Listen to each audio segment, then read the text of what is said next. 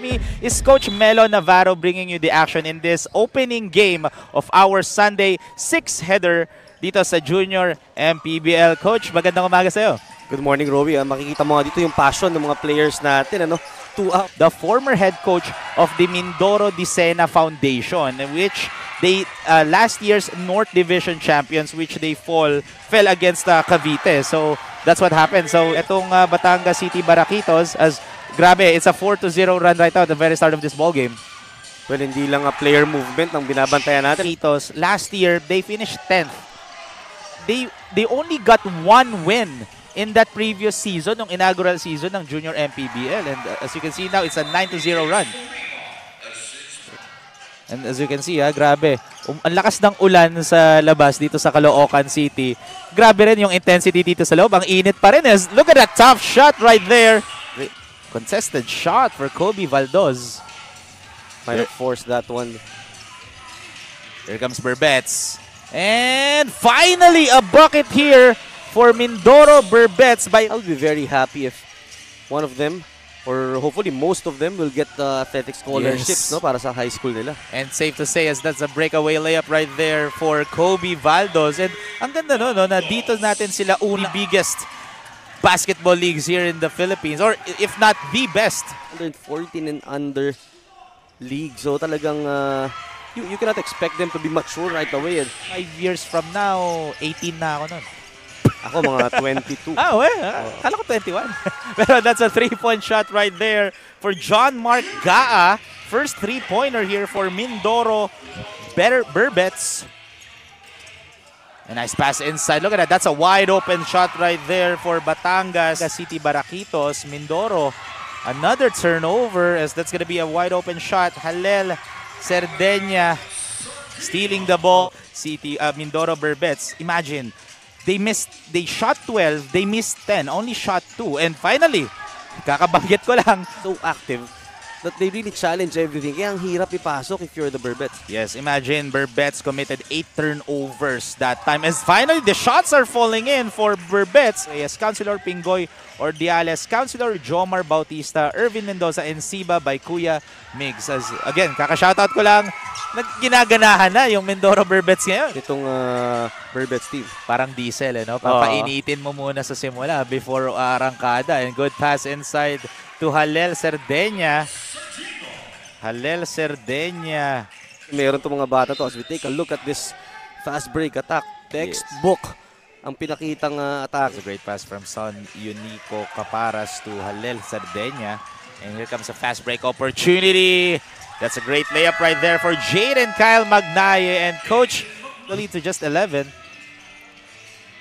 As we can see that replay right there, that drive from Jaden. Saan itong Batangas City? Oh! Tried for that dipsy-do layup, but great defense for Batangas City. And another fast break opportunity, this time for Lester Armamento. Sabi ni Armamento, come again, Coach Melo. As we take a look at this replay right here, that breakaway layup again for Lester Johan Armamento for that east. Just that itong Batangas City ngayon, makikita mo with their half-court offense, mas fluid and mas cohesive sila. And that was a perimeter jumper for Lester Johan. Para sa circle yan. And ngayon, para dito sa mga batang to. Imagine mo, they're stepping on the same basketball court. I was about to say Derrick Rose, but that was a great shot for Jairus De Los Santos. Maaga ko na under Oh. Pero so far, that's why they are now playing inspired basketball. Another fast break. There, itong Burbets knocked on the door, but what about this move mula dito sa Batangas City? Binaba pa yun, put somebody in the middle. And look at that shot right there. That was a tough shot for John Mark Gaa. So, kumbaga sa what do you call this again? Yung 1:2? Yung ratio. Ratio. Every 1 point ng Mindoro Burbets, nakaka-2. And again, the full court pressure here. And finally, with the, was that a Euro step? Ng Batangas City Baraquitos in their redemption season. Again, they're finished 10th during the first season natin, and now it's pretty much safe to say that they are on a mission right now. Well, definitely on a mission itong Batangas City. Yung kanilang intensity on the defensive end has been libre siya doon sa high post. They need to locate that. And right now, still an 18-point lead. Oh, nice pass inside. That's a good shot for James Andrew Cuevas. But fast break opportunities kasi itong Batangas, you know. So easy layups just like that. After a steal, going to the paint. And what a move! Welcome to my TikTok moment. Grabe. And another fast break opportunity here is De Los Santos all the way against Balita. Somebody needs to scoring at will. As De Los Santos already has 12 points here and answering back here for Mindoro. Burbets is Far para nga dito sa panig ng Batangas. But take a look at that. Did I just see Jason Williams in that move? That's DeAndre James Araspe with that highlight play right there. Welcome. Habang patuloy na nagiinit ang Batangas Baraquitos, ang new sets of players naman ng Mindoro Burbets ay tila nagtatan sa time at depensa at wag ibigay ang bola sa kalaban. That's all for the courtside reporting here. Back to you guys. Thank you very much, Renoa Sanchez, for that third quarter report. And yun ang kailangan talagang abangan na doing it. Every after the game, pinapanood niya lahat ng games niya to see ano yung mga improvements niya to make much more better decisions, di ba? Let's look at that. It's always nice to see the game from another perspective. Kasi pag naglalaro ka sa floor, take a look at this replay right here. Good hustle right there. And good pass to a much open team. And yung layup na yun, I'm gonna see that for a long time. Itong Batangas City Baraquitos, never short of a highlight in this game because they've been talagang meron at merong nakakabawi. Parang kasi every time matalo yung isang team mo, yung isang age bracket, parang redemption game, no? As a three-point shot right there for John Mark Gaa. Again, Gaa. Or positionless basketball wherein the little guy from Golden State can, you know, kayang humabol kaagad. So let's see if who will really point out pag they do yung game closure nga na tinatawag. 10 seconds on the shot clock here. 7 minutes and 50 seconds remaining here in this ball game as a floater is good for Kobe Valdoz.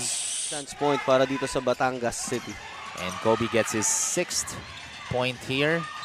As Balita basket and one. Just like what happened dito. Good things will really happen for your team, and Balita, he's a big... Yun nga, kasi right now, 13 points na lang hinahabol nila. That's Balita. Well, tingnan natin if itong Batangas City naman will be able to adjust and weather the storm. Literally, no? after that timeout, so now, balik sa 15 ang lamang ng Batangas City. That's a wide open 3 and sweet string music for Son. Batangas after that timeout. Look at that. Gaa muscling his way in but strong on that shot. As Balita with the perimeter jumper. A tall guy who can also shoot from perimeter. One of the silver linings para basketball. Kakasabi lang natin yun. Tinapon muli nila. And they need to find yung yung mga butas ng zone defense because they're trying to attack those spots. With Balitas, look at that move, but look at that block. And another fast break opportunity here. This time for Son Unico Caparas once again. Shows na grabe yung sipag ng mga players na to. And look at that Euro step for, or side step for Halil Cerdeña.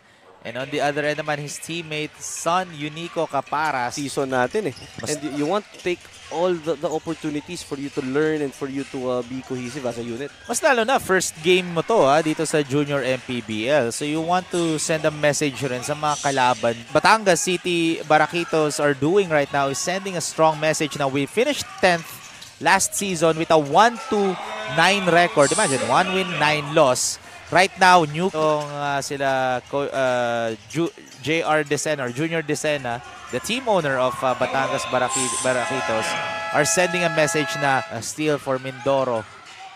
Oh, one of the smallest players on the court, Ken Gabo, scoring all the way.